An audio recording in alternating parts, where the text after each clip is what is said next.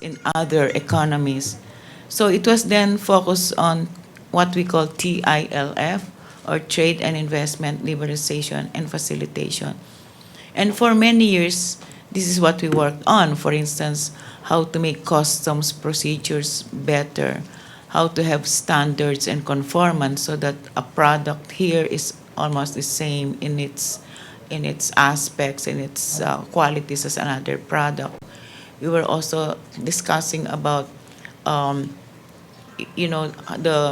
global supply chain. How can one product be produced in many economies using various aspects of that final product, and how can you move the different values forward across borders, so to speak. And therefore, because of this, we were really looking at the infrastructure of business, transportation, of course, customs is always very important, and then the delivery of services, meaning the logistics and all that. And then in 2008, the financial downturn happened, and therefore in 2010, by that time, the Japanese, during the host year of the Japanese, they came out with what they call the leaders' growth strategy. Now, that growth strategy is supposed to be reviewed this year. It had a 5-year life cycle, so to speak. And that growth strategy covered the following, what I call aspects or pillars. It should be sustainable, meaning it should be green. It should be balanced. It should be inclusive, all right? And then it should be innovative, meaning the inventions, and it should be secured growth. When you talk of secured growth, this came out from another incident in 2001 when terrorism happened and trade at that time was being targeted.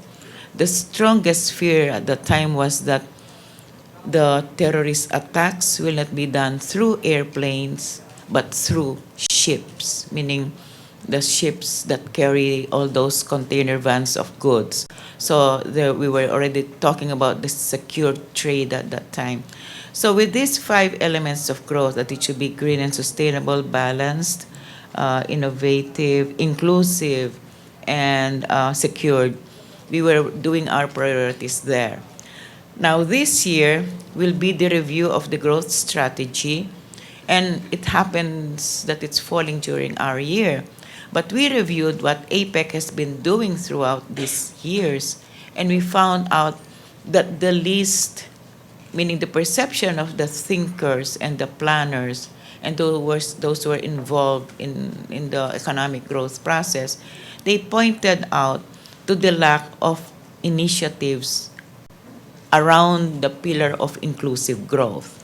And for us, it's very timely because inclusive growth is also our government's main objective, meaning walang naiiwan, nobody behind. So we ask ourselves, how can we make sure that nobody is left behind?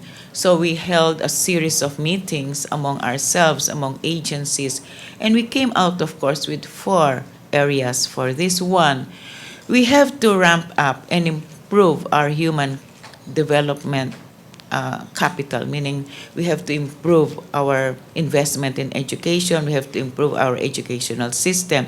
So we call that human capital development. That's one.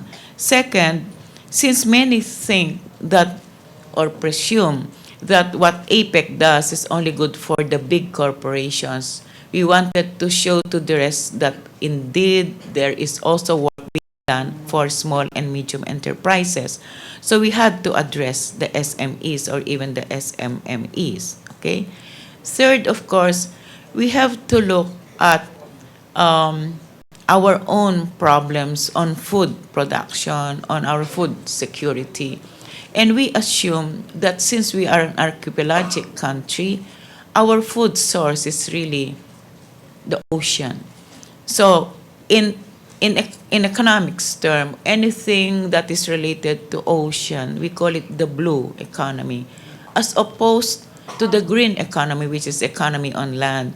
So we said, okay, let's do more on food security and the blue economy so that we can focus on fishing and how we can regenerate our own marine resources, how we can regenerate our own fish stocks.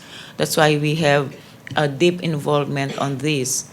And of course, the fourth one is sustainable and resilient communities. Our experience in Haiyan, the experience of Bangkok about on being flooded for 2 weeks, and the experience of Japan when the earthquake happened, the Fukushima incident, and then an earthquake and everything else. All of this disrupted business. For Japan, it disrupted production because their hubs, the what they call the supply hubs, were somehow affected by the earthquake. For us, of course, it was more than the disruption of business, it was also the disruption of lives, of sustainability and resilience of communities and continuity of business. So these are what we call the four priorities. So during this meeting, the all the senior officials really gave tremendous support, overwhelming support for what we are doing, because they know that our priorities really cover their own concerns. For instance, in the matter of, let's say, the inclusion of everybody, for us, we're looking at our poverty rate, that we can somehow reduce, our poverty rate. For developed economies, whether it's the United States or Japan, or even or those who are already advanced like Malaysia and Singapore, they're worried about the inequity of income because they know that within their own economies, there are already people whose salaries are not rising fast enough to meet the rising costs of living. And there was a study, of course, quoted to us, while we were discussing all of this. They said that right now they are concerned that just 5% of the rich control 50% of the wealth or something like that. I don't have the exact figures, so please don't quote me on the basis of those statistics, but just get the idea of it, that more and more of the pie is being controlled by few. And we want, of course, not just to enlarge the pie, but to somehow enlarge or the share of the rest of us. Now, among the things that we are therefore going to pursue is something very central to all of this. We know that all of these four priorities will be pursued through their own streams. Now, APEC works according to the working groups.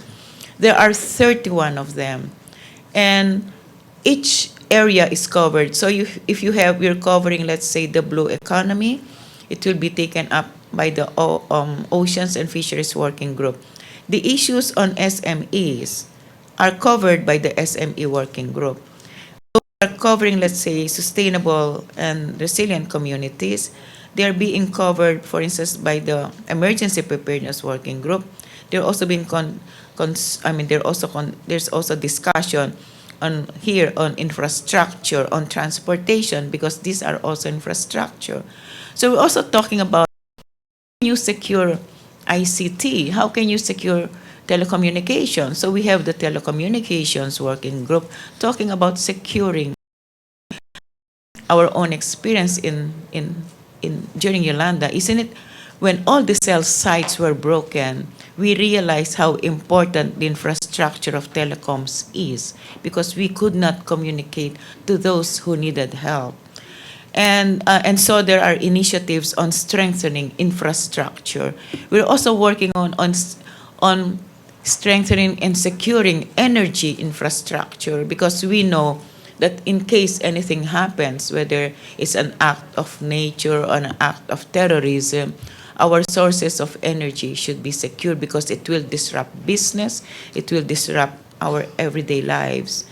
And on this, of course, we also introduced a big item under APEC. When people think of APEC, they always think in terms of goods, meaning products, how these products are moved from, let's say, from one border to another. But what we don't know is that part of the economic the growth of a country is the area of services. For us Filipinos, this is somehow something familiar because for us, services already make up around 54% of our GDP. So for services, it is not just BPO. Of course, that's a service, isn't it? We also talk about tourism services, medical services, logistics, infrastructure, delivery systems, couriers. Those are services. But we're also looking at other services like research and design. Like if you look at how iPhone is produced, it is not just the people who put the parts of an iPhone together that are concerned in the production of the iPhone. Somebody has to design it, somebody has to put the software inside it, somebody has to think of the program inside it. All of those are services and they are of high value. So we are thinking about how do we spread these services? Are there any restrictions to services?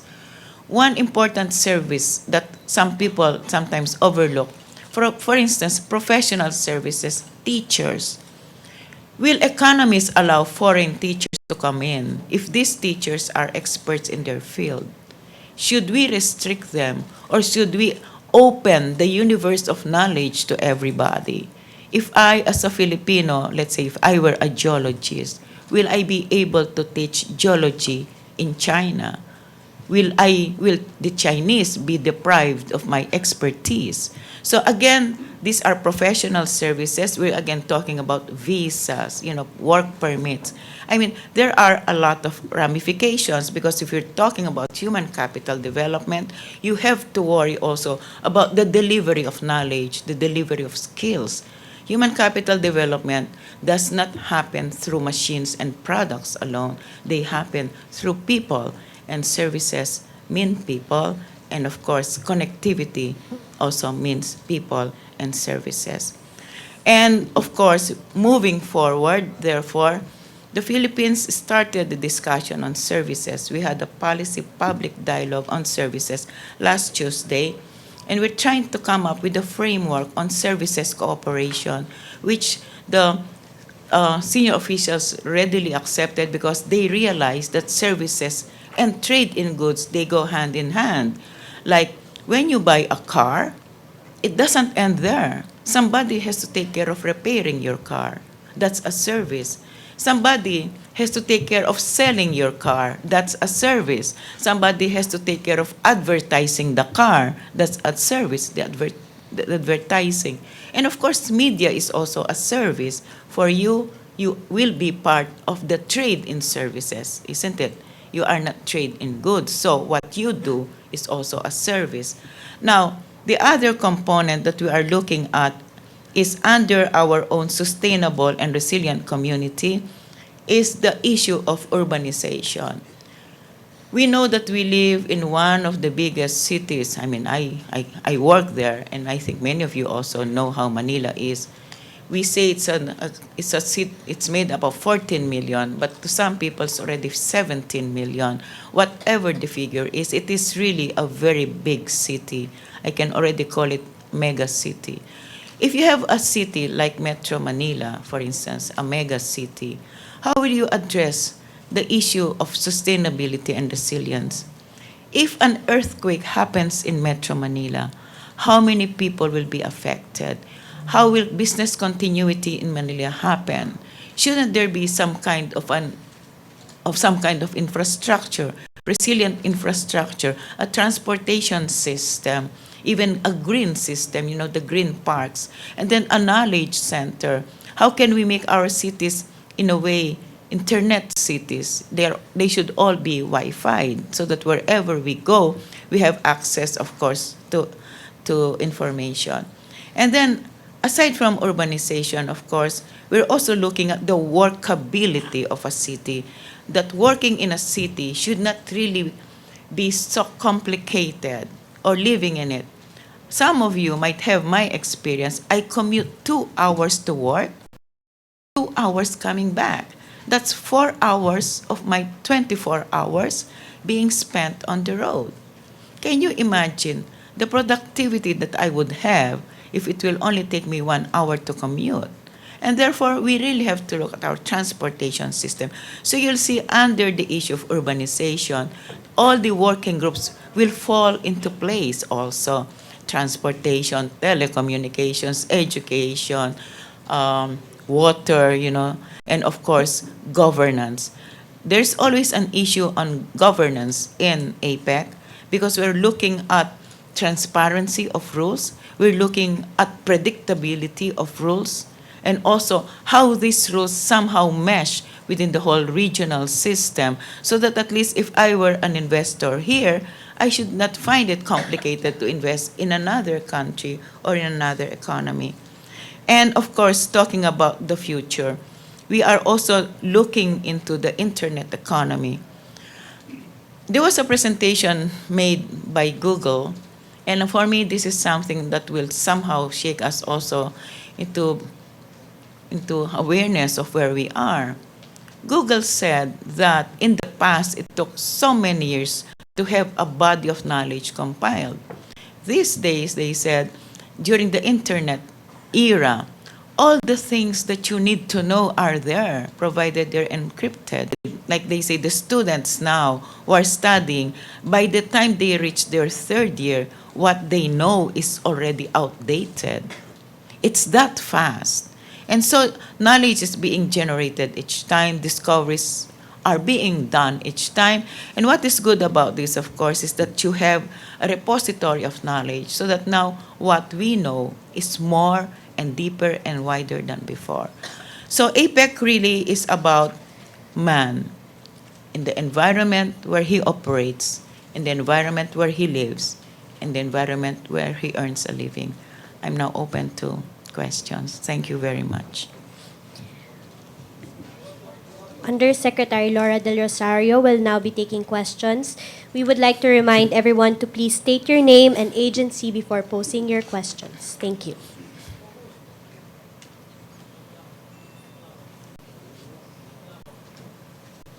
If there are no questions, this means I answered everything, right? Okay. Where was my explanation clear? Do you think you can write a story on that?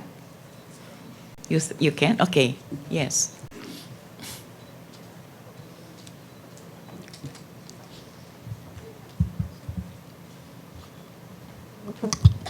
Hi, Ma'am. Christina Vendani, Inquirer. Yes. Just to clarify, so by the summit in November, parang our goal on the services, we're coming up with an agreement on how to, if ever, mobilize services in the Asia-Pacific region. Is that what? No, it's not really, okay. It's actually looking at the rules so that when services are there, and they're part of the economic activity, they should, as much as possible, they should not be hampered. Okay. As I said, I want to give a concrete example so that you'll see where I'm coming at. Okay. I'll give another kind of service, creative industries. This is something that you're all familiar with. Our creative industries, of course, cover animation and video games.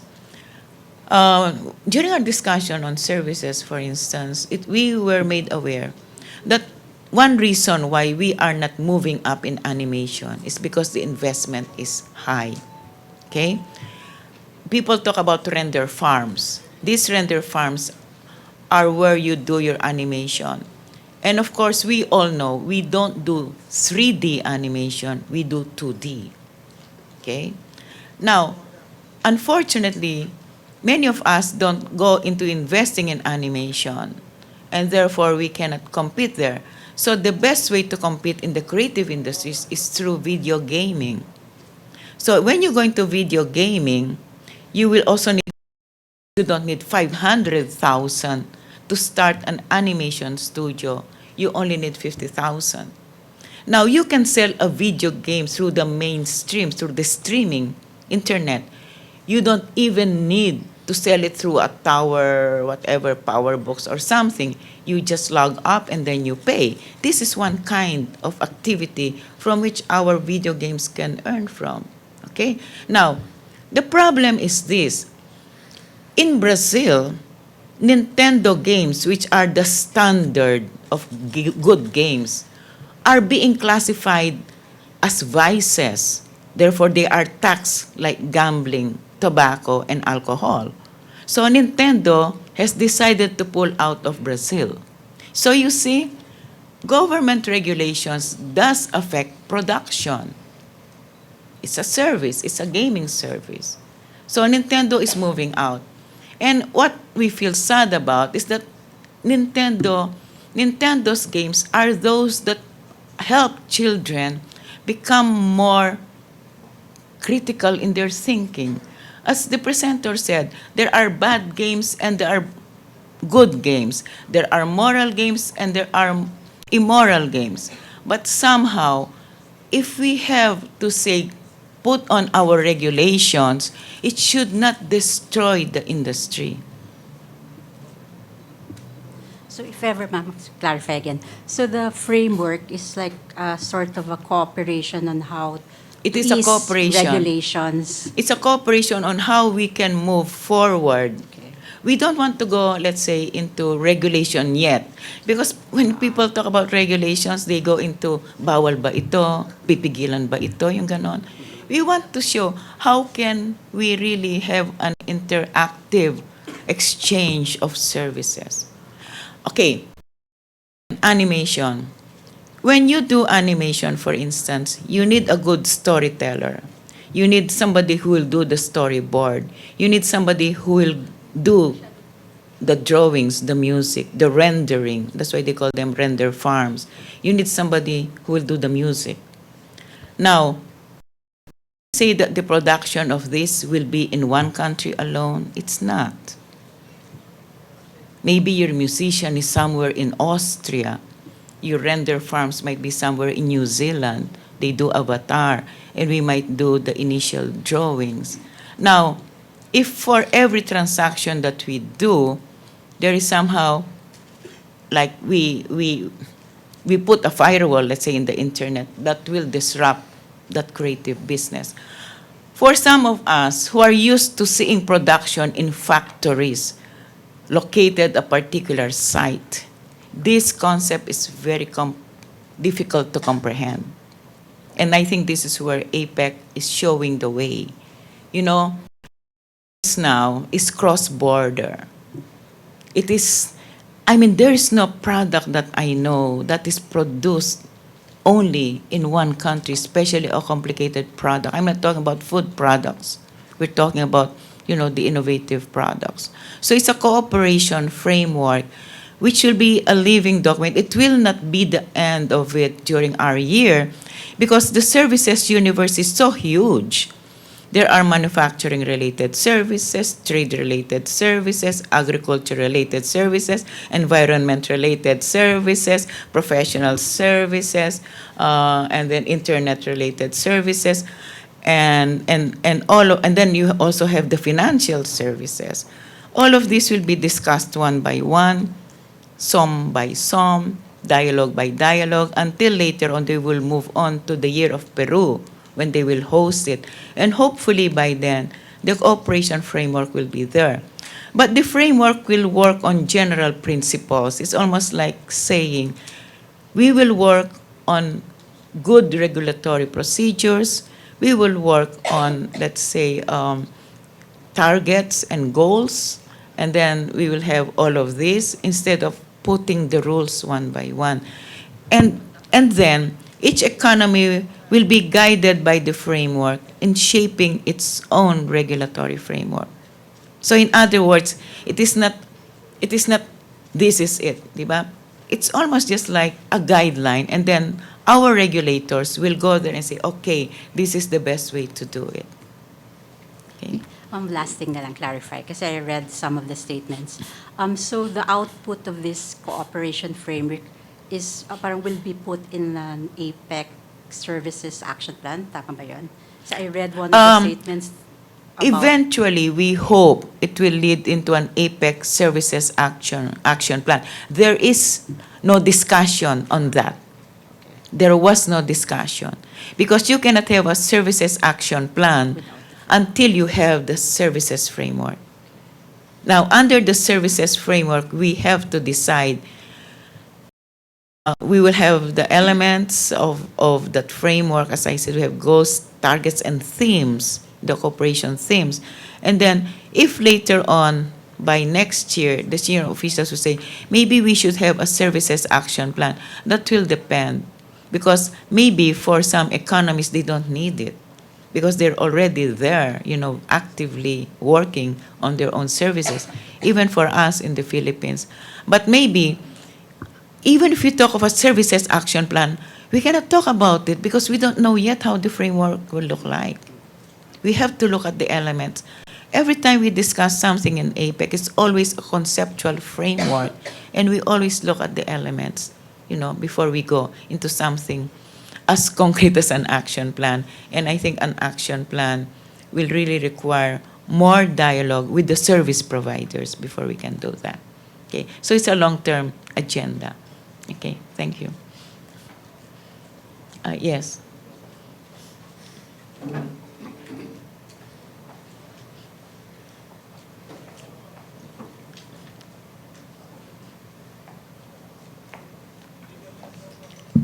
Good afternoon, Madam Undersecretary.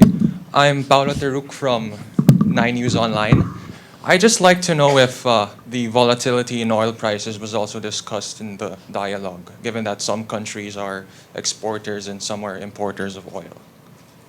No, but it would come in when we do our growth strategy report. Because the growth strategy report is supposed to be done this year. As I said, in 2010, in Japan, we discussed the elements of growth strategy, that it be balanced, it be innovative, it be resilient, it should be green, sustainable, and secure. We will try to see how much we have grown from 2010. But this morning they said, against what background should we measure it? Because if you recall, if we use the base year as 2010, it is just right after the financial crisis. So that means we're starting low. Okay? But others say, do we go before the financial crisis? Will our baseline be 2007? That means we're starting high, and then we go low. All right? So these are the practical issues that we have to resolve. I think people will say, let's start on 2010. And then I think you will see in the report, therefore, because of the volatility of oil prices, they will see that the growth will somehow go down, and therefore the aspect of balanced growth. Now, in the measurement of growth, people will measure, for instance, are women part of the growth strategy under the name of balanced growth? Under the the growth of, let's say, green growth, will we measure the amount of forests that we have destroyed or restored? What are the indicators of growth, for instance? These will all come in. Or SMEs, are they doing better now than before? Are our actions, meaning our interventions to assist SMEs, are they working? Now, remember, APEC has two processes. The other one is the finance minister process. The other one is the SOM process, meaning anything which is not financial, we handle it. For instance, in the finance minister's process, they are now doing access to financing for SMEs, because an SME oftentimes really needs capital. And that access to capitalization will determine whether it can scale up, or whether it can ramp up, or whether it can improve the quality of its products. So this is something that will come in. Now, of course, volatility of oil did not come up, because for some economies, it's a good thing that the price of oil is down, right? Especially for those of us who are not producing oil. But then, of course, we have one major producer, Russia. Russia did not raise it. So in that sense, we want to start where we were before this oil crisis, meaning it's not being factored in. Okay? Thank you. Yes. Good afternoon. I'm Celerina Monte from the Daily Manila Shimbun Japanese newspaper. I believe, ma'am, that during the previous meetings, there were discussions by the anti-terrorism group regarding the effects so far of this ISIS or IS. May we know how big is that threat in the regional economy, and if ever was there any study in the region as to the effect, and will there be any framework or action plan that we're expecting on how to address the threat? No, there is no study, meaning this is just what we call forward thinking. And there is no, what I mean is there has been no incident in the APEC region so far. But I think they're just looking at what has happened recently, like in Jordan, look at what happened, the beheading of a pilot. And then they said, all right, if this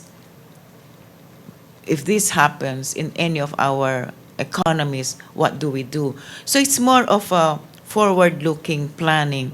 But definitely, terrorism has always been part of the agenda of APEC since 9/11, in 9/11 in 2001.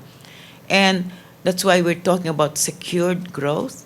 So people are looking at securing airports, securing trade. When we say secure trade, meaning the ships and the container vans that contain our goods should really be secure, that there should be no material there that will explode once you open it in another port. But I think what is more worrisome to us is actually pandemics. Because for us, pandemics are disruptive. And there were discussions of how do we address pandemics, like if Ebola somehow, it's a good thing that it's being contained. What if there's a pandemic? If you recall, APEC economies have been subject to some pandemics in the past, the H1N1, the SARS, and all those, the bird flu. Now, people are talking about Ebola. So our life sciences working group are really discussing this, so that they're talking of the supply chain. Again, there's another supply chain on medicines, on blood. So again, life sciences is not just medicine in one economy. It's the practice of medicine and pharmaceuticals moving across borders.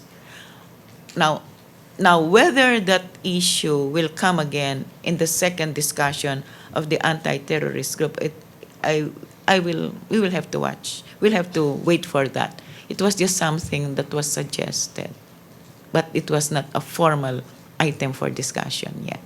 So when will be the time that APEC would really discuss on that, na there will be some really specific action plans, if ever?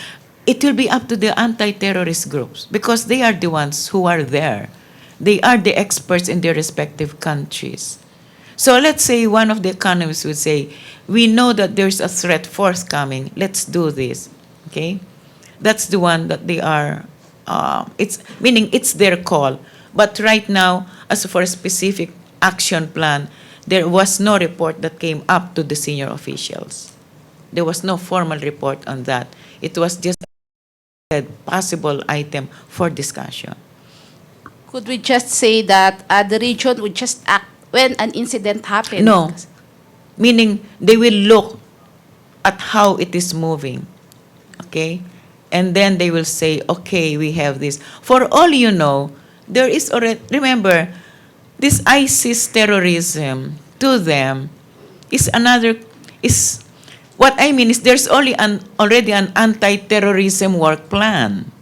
All they have to do is just expand that, okay? And then I wish I was able to talk to our own representative there, but our representative did not say definitively that the foreign terrorists coming in. But this is what we are looking at. It is part of the 911.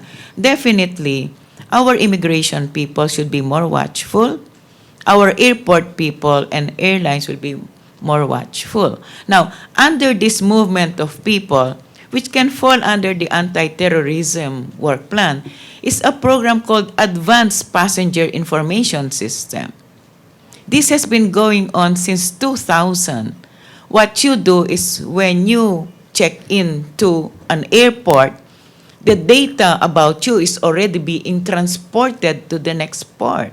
That has always been part of the anti-terrorism, anti-terrorism agenda. This is something that some passengers are not aware of. That's why sometimes, they get intercepted. That advanced passenger information network that is being run by airlines identifies them. And sometimes these passengers, it works this way. Let us say I am checking into, let's say, a flight that will go to the, and let's say I am known to be a terrorist, all right? Or rather suspected to be a terrorist. That airline will somehow alert our immigration, and then our immigration will say, don't let him board. It goes as early as that. Okay? They call it the APIN, Advanced Passenger Information. As I said, this has been in place since 2000. Some economies have started to do it. And of course, the Interpol, they have these interchanges of people who should not be traveling around. So I think if you need more information on that, I advise that you go to our anti-terrorist delegate who was there. Maybe they can give more on this. Okay. Thank you.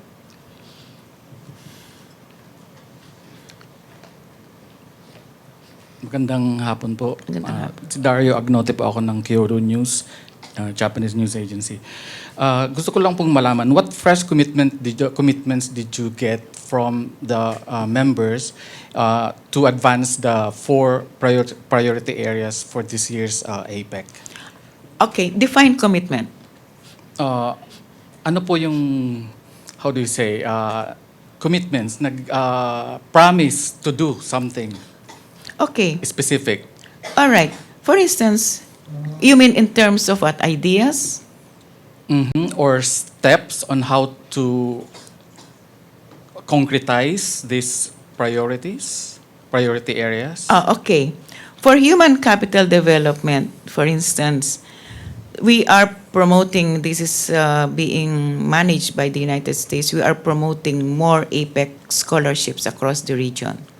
So our own universities are going to offer scholarships so that anybody who wants to take advantage of these scholarships, let's say you want to study in Taiwan, you want to study in Singapore, scholarships will be there so that at least it can improve the human capital development in the region. And of course, when it comes to SME, the upgrading of our SMEs, that again, I'm going back to Chinese Taipei and Korea, whose SMEs are really models for us to emulate. They're telling us, okay, you tell us what your SMEs need, they say, and we'll give you the training or the human capacity program for those. Now, what you can do here, that's why I'm talking in broad strokes, product design. Now, who can help us there? So what do you need? Product design, financing, training of people, every step of the way. And there are some economies that say, we need training in food labeling. How much is cholesterol? How much is this? How much is triglyceride? How much is sodium? How much is nitrate? And so on. They will also train you in that. So that's on the labeling, global standards. That's also on food security, that nothing really will go into the food system. Now, if you're talking, let's say, about sustainable and resilient infrastructure, the Japanese are willing to give us standards on how to build resilient infrastructure. They'll train our engineers to say, okay, these are the standards, this is the process. So all in all, if you look at the APEC knowledge itself, there is a lot to be learned from whether I will know how to operate in a digital economy. Like for instance, there was one Chinese businesswoman, Diane Wang. She said, "I'm going to teach you," she said, "you're to sell globally through the internet." Because she started small, but once she started doing e-commerce, she will train us on doing e-commerce so that our small businesses can now trade across borders, can sell their products through the internet, through e-commerce. But then you have to look into the payment system. The problem with with economic activities, tuhog eh. You have to solve one, you have to solve the other. Like in my case, once I sell, let's say, my products through the internet, e-commerce, I should be able also to collect payments, isn't it? So even that, it needs capacity building. If I'm doing my favorite example, is I am the best strawberry jam maker in Baguio. If I want to sell my strawberry jam, let's say, in a hotel, let's say, somewhere in Malaysia, how do I deliver that and how do I get my payment back? All of that has to be addressed by various working groups, by various training programs. So, commitment, there is no such thing like in ODA, I pledge, let's say 1 billion. We don't talk in terms of money. We talk in terms of projects.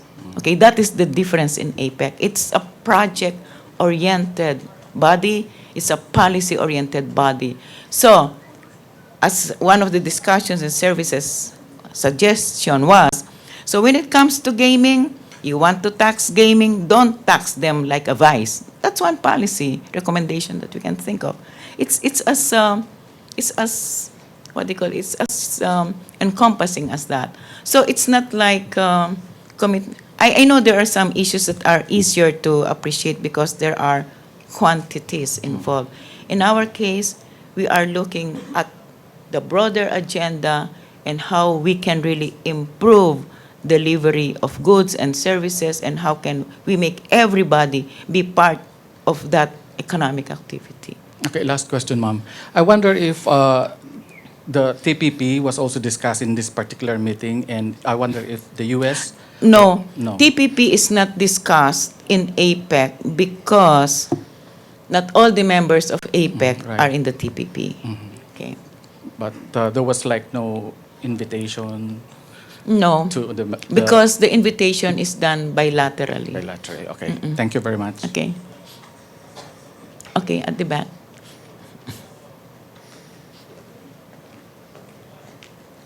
Good afternoon. I'm Julius Gonzalez from Radyo ng Bayan. Ma'am, tanong ko lang po, sa inyo pong palagay, ano po yung pinakamalaking balakid para makamit natin ang inclusive growth sa Pilipinas?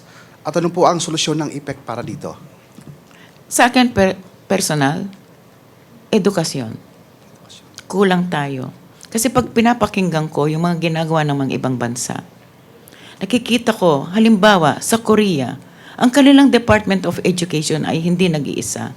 Ito ay Korean Ministry of Education and Science and Technology. It's KEST. Sa Taiwan, ganun din. It's called Taiwan Ministry of Education and Science. It's TES. Sa kanila, tinutuhog na nila yung siyensya at teknolohiya sa edukasyon. Dahil alam nila, ito ang magtutulak para umunlad ang pag-iisip, ang paggawa ng mga konklusyon. Kasi mahirap kasi pag hindi ka, let's say, hindi ka data-based or science-based, pwede ka rin mag-conclusion kaagad sa pag-iisip, tapos later on pala, mali, di ba? So sa kanila,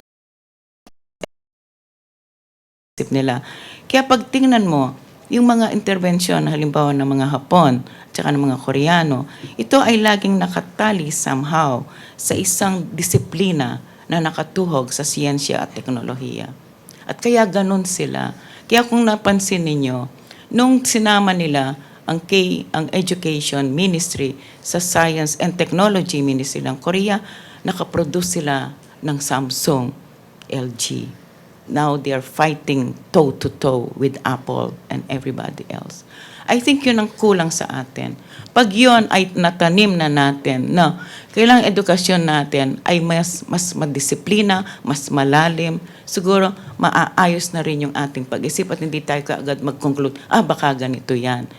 You see, we tend, I think, sometimes because we don't have the basic statistics, like me as an ordinary, I tend to generalize or I tend to jump to conclusion, and therefore it can affect the way I do my work.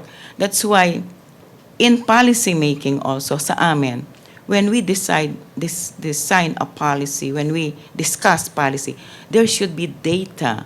That's why we're very grateful that now we have an integrated way of doing our statistics and data under the National Statistics Authority. And I'm very grateful for that. They're doing everything from the number of fisher folks, the number of people, everything that we need to know. So that when you make a policy, it's not just based on anecdotal, or the experiences of a few. Okay? Thank you, ma'am. Thank you. Okay. Good afternoon, ma'am. I'm Sarah Maniaga from Central Luzon TV 36. So I'm speaking in local perspective. A while ago, you mentioned about urbanization and how Manila has been congested. So we have to improve or develop the infrastructure as well as the transportation. But have you ever considered or perhaps discussed on how to decongest Metro Manila and focus more, try to develop more the countryside? So in order for us also to achieve inclusive growth, we have to, not just focus in Metro Manila, but also those provinces perhaps which have potential. Okay. The under urbanization, when we concretize the issues of a workable city, that will be taken up. Now, I will answer your question in two ways. In the Philippines, we need to decongest our cities because maybe you have to put more activities outside the city so that people will go outside the city and congregate around another city. I'm also thinking that sometimes we also create other cities that become big cities. Like, I was surprised to read that Angeles now is called Metro Angeles, which covers Porac, Mabalacat, Magalang. I said, wow, it's becoming like Metro Manila. If you look at Cebu, Cebu is another metro city. But you have to look also at the developments in countries like the United States. People are moving from the suburbs to the cities. Now, you might wonder why. Because for them, a commute to the suburbs takes so much time, so that they would rather live in cities, in apartments, and they commute through LRT and MRT. That's another development. So, do we say that APEC will adopt a one-size-fits-all? They will just talk again in general principles, and they say it should be workable, it should be sustainable. And of course, each economy will decide now, how do you make that? Because if you say you decongest the city, the Americans say, no, we want to live in the cities so that our commute will be shorter. It will be within our work area. Now, our problem perhaps, we zone our cities, so maybe that can be discussed under us alone, meaning as a Philippine issue, but the principles will be there. The plan really is under the ABAC. This is another group, it's another structure. The APEC Business Advisory Council will discuss, for instance, grading cities, meaning studying, not really grading, analyzing cities, what makes them workable and livable. I think they'll study around 10 cities in the APEC area, and they will compare them and say, what makes Singapore good? Definitely Singapore is good because what? It's workable, there are a lot of jobs there. It's livable, it's, there's no pollution, the cost is high, isn't it? People are complaining. Singaporeans themselves are starting to live outside Singapore. They live in Johor Bahru, Malaysia. They cross, the causeway there.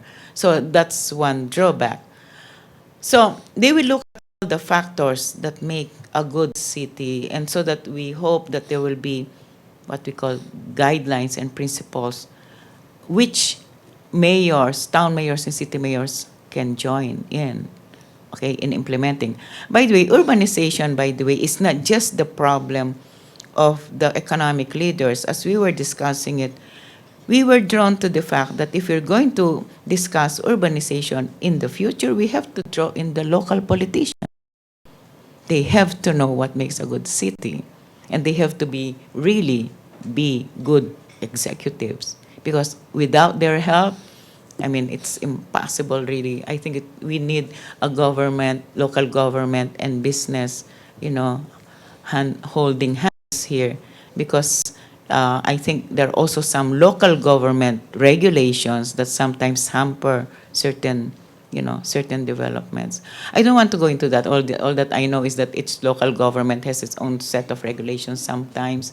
That's why if you rank cities based on how investor friendly they are, there is a ranking on that. I think the National Competitiveness Council has something like that on the best cities for investment. Okay. Other questions? Yes. Good afternoon, ma'am. Lay Alvis, GMA7. Ma'am, ano po yung na-achieve from the two-day senior officials meeting here in Clark? Okay, what you have to look at APEC as a process. So it's almost like, how shall I put it? I have to use an analogy so that the message is clear, because you cannot judge a meeting as someone is not exactly a standalone meeting per se. What we discussed here, there was a connection between what we discussed here and what we discussed in. Would you like a video on that? Or will that take much of your time? I have a visual on that. Ken, do you have that? The big issues and what we're discussing, so that at least they will see the context of where we are. You don't have it? You don't have it with you now? Okay, let me start. Okay. Under the big issues, okay, of APEC are, I'm glad you have not asked me this, the FTAAP, the Free Trade Area for Asia and the Pacific. That's one big thing. Bogor goals is there. Connectivity is there. The growth strategy is there. These are the big visions. Okay. Bogor goals, if you don't know it yet, Google it. Okay. You will know what it means. Connectivity. When we talk about connectivity, for instance, we are not just looking about ports, bridges, railroads. We're talking about services also, the delivery of services. We're talking about people to people. We're talking of institutions. How do you connect the institution, let's say regulatory institution with another regulatory constitution, another economy, so that, they're aligned, what they're doing is aligned. So in other words, we're looking at almost seamless regulation, so that those of you who want to work in other economies will not be so bothered by that. For instance, I'll give you a practical problem. Okay, how many of you have worked in the private sector? All of you are private sector. Nobody. Okay. I made that decision. Was that foolish or was that good? But what I am telling now is that my SSS benefits somehow got stalled, right? Because I went into GSIS. So when I retire, what will my retirement be?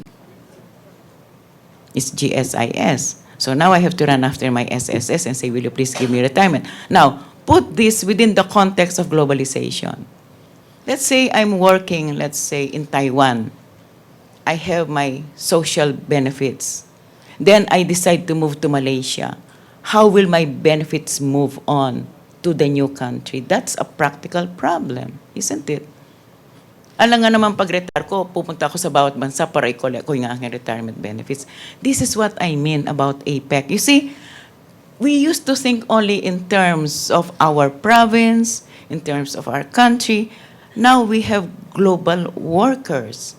And they have to make sure that their medical benefits, that their social security benefits can move from border to border so that in their old age, they can easily collect them and not transact with every government just to collect all of these things. Okay? Now, under those four big agenda items, the big visions, I call them, we have what we call our own priorities. When we work on priorities, all our priorities actually stem from the big agenda.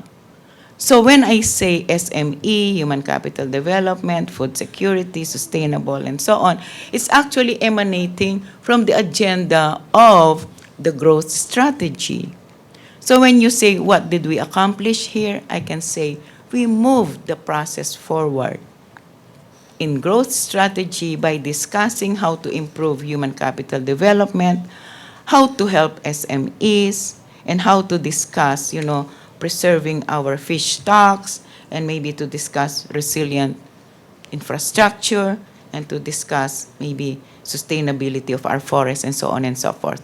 Remember, there were 31 working groups that, if you want each one of the reports, we'll give them to you. But definitely, each working group will create its own story.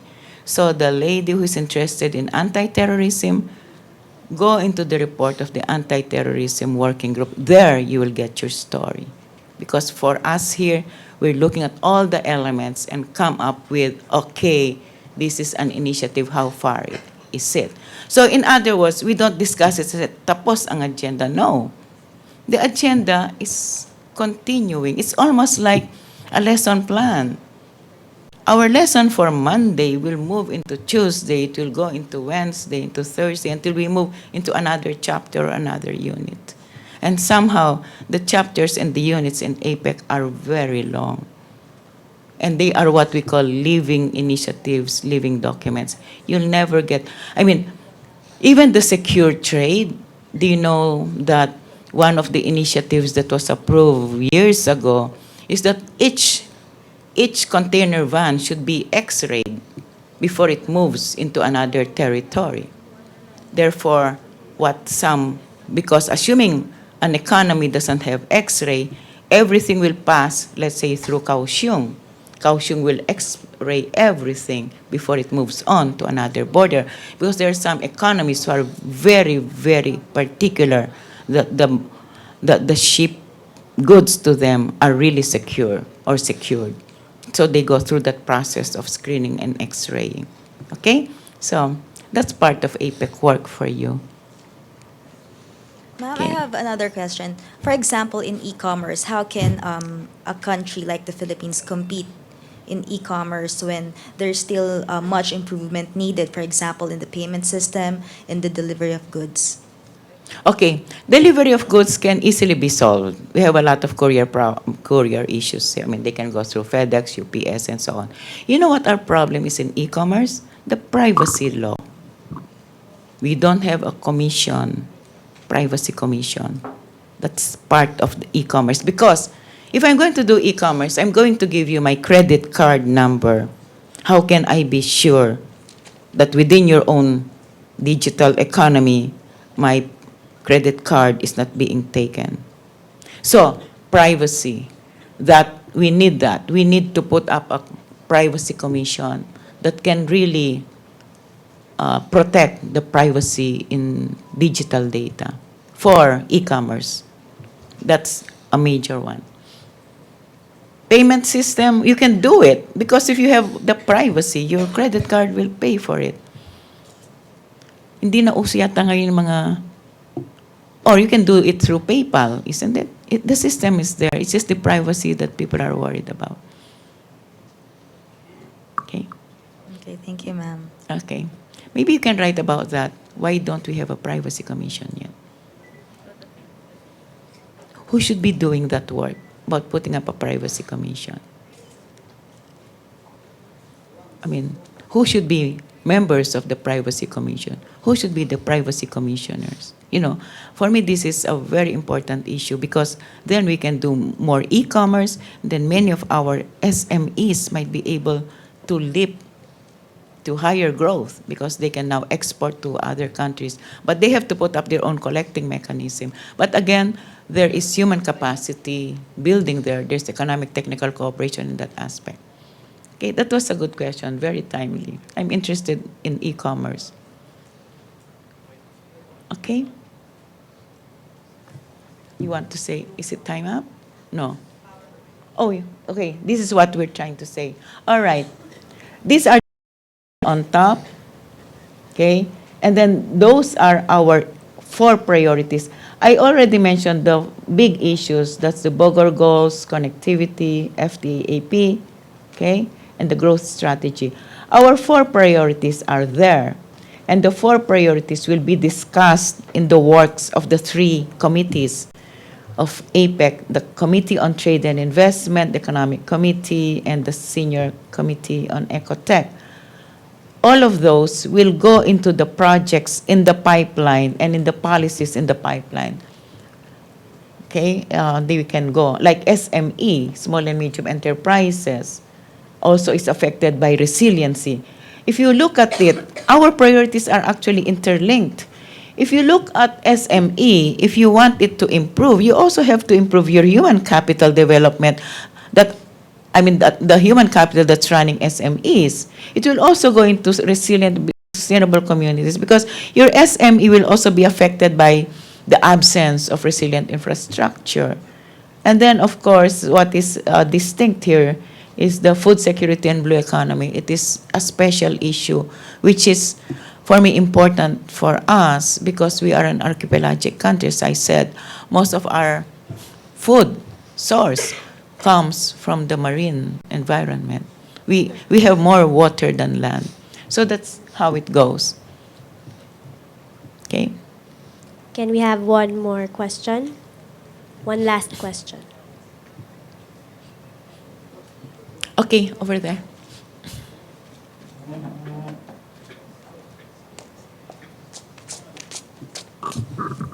Good afternoon, ma'am. Mashi Eskandar of Daily Manila Shimbun, Japanese Okay. newspaper po. On the scholarship and internship initiative po, since when po ba ito talaga nag-start? It was introduced last year by Secretary of State John Kerry. Yes po. And we have schools that are already participating.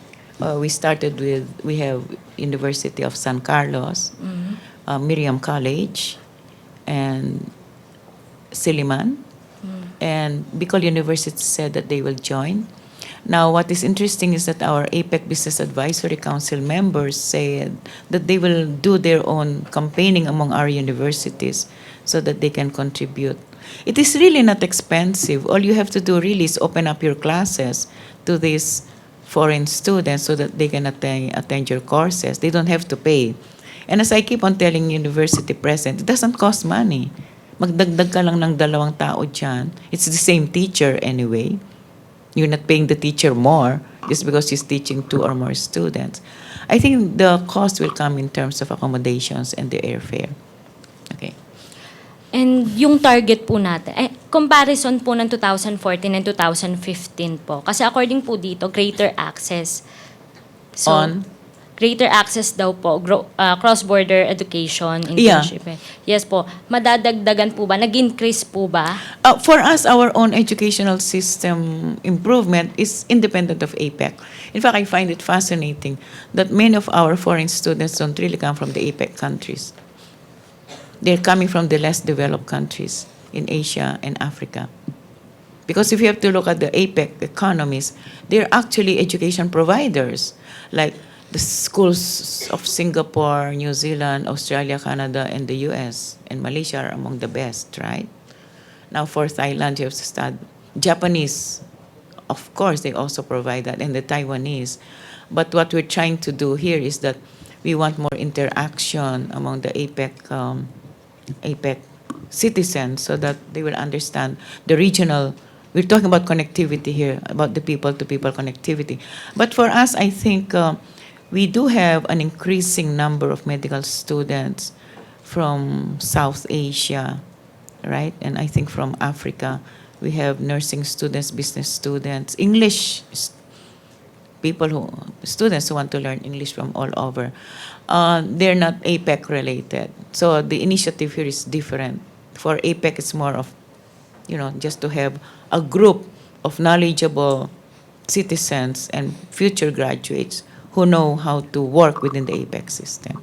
We're targeting actually 1 million 1 million per year po. APEC students Yes. to be roaming around the APEC region. Per Yeah. year po yan, No, annually. no, it's too much. I think it's just within 5 years. 5 years. Kailan po how long po this will run? Up to, am I right, 2020? I think by 2020. By 2020. 2020, yeah. So 1 million po APEC region. Yeah, that means we hope that 200,000 students will move around APEC, and enroll within that.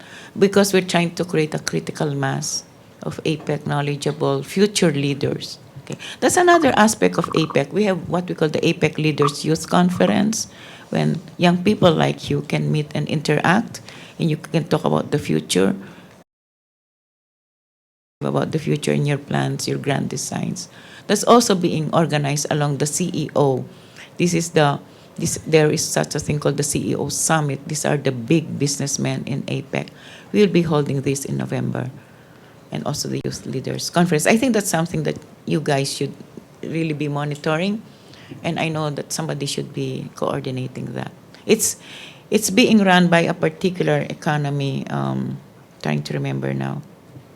I don't know whether I think it's Singapore. Singapore is promoting this, and it's the one coordinating it in every economy that hosts APEC. So they bring the youth leaders from all over the APEC countries or economies. I'm sorry. Yes.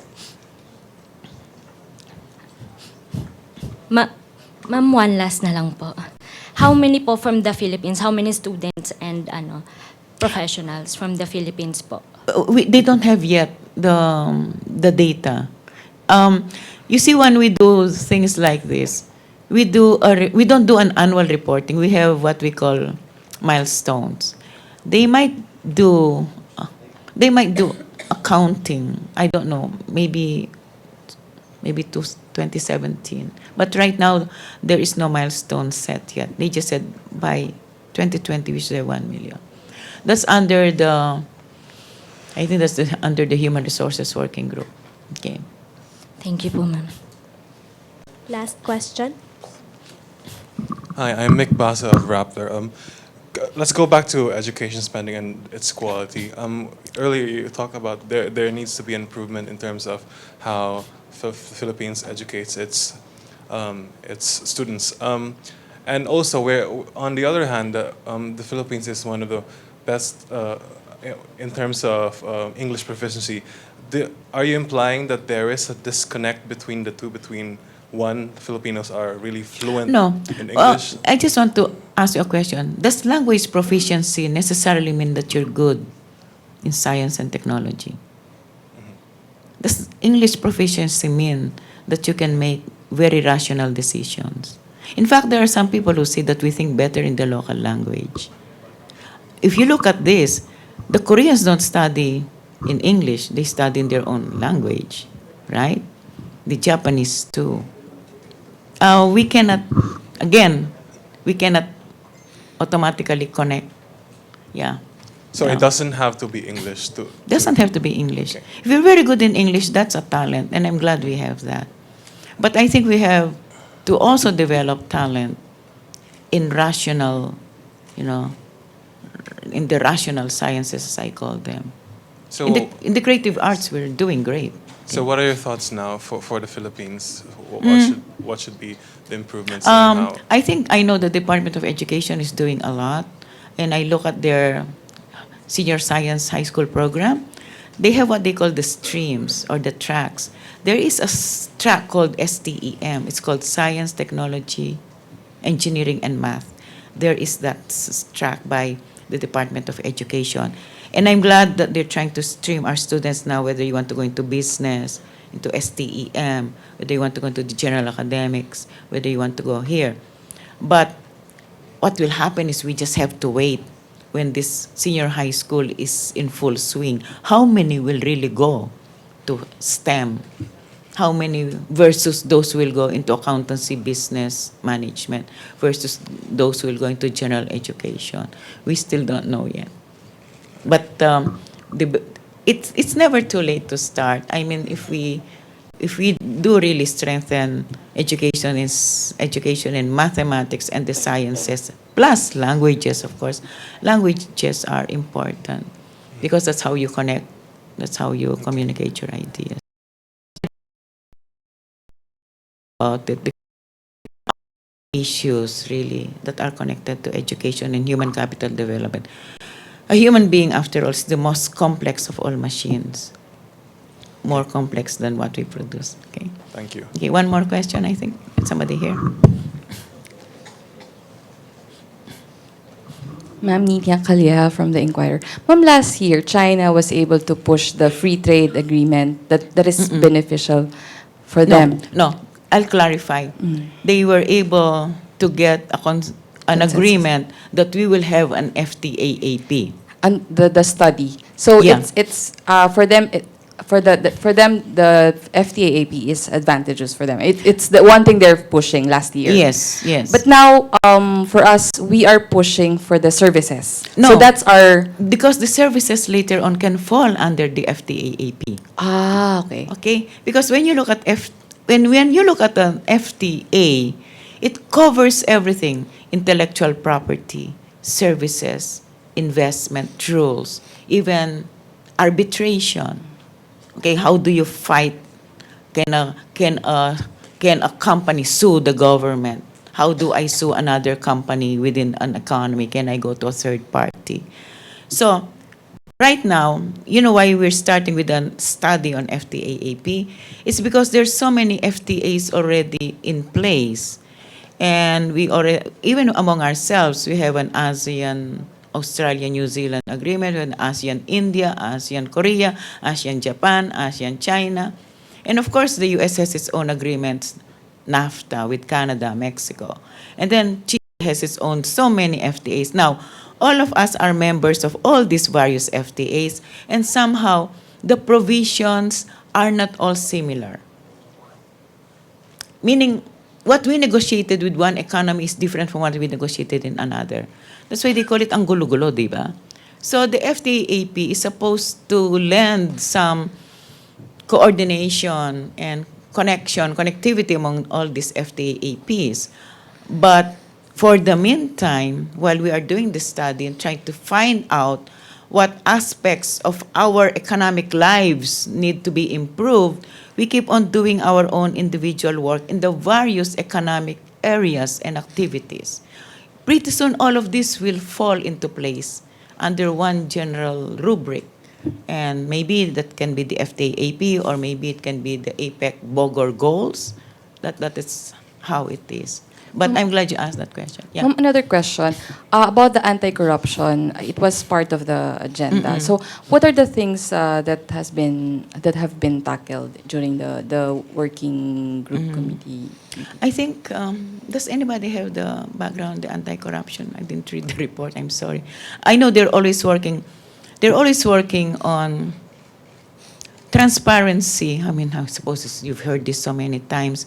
But I think they're looking at, for instance, money laundering is also part of the anti-corruption, okay? The work of ombudsman is in that. So if you understand the work that the ombudsman does, meaning governance principles related to business, related to finance, and also related to corporations. Remember, corporations sometimes can also not be transparent. So it's not just government, it's also business, because they know that some businesses also can somehow be abusive, no? And by the way, when we're talking about business, we're not just talking about governance of business or within business, but also corporate social responsibility. Those are two separate elements. Corporate social responsibility means what a business does in relation to its community. Governance in business means business ethics. It's basically business ethics and corporate ethics. Okay. That concludes our press briefing for today. Okay. Thank you and good afternoon. Thank you very much. I hope you learned something new. So if you want a pre-APEC briefing, maybe this is what we can do. It's better to brief you before our meeting, so at least you know what's going to be discussed. And then later on, I'll brief you again after that. You want that? I'm willing to do that. Okay? Sige, thank you very much.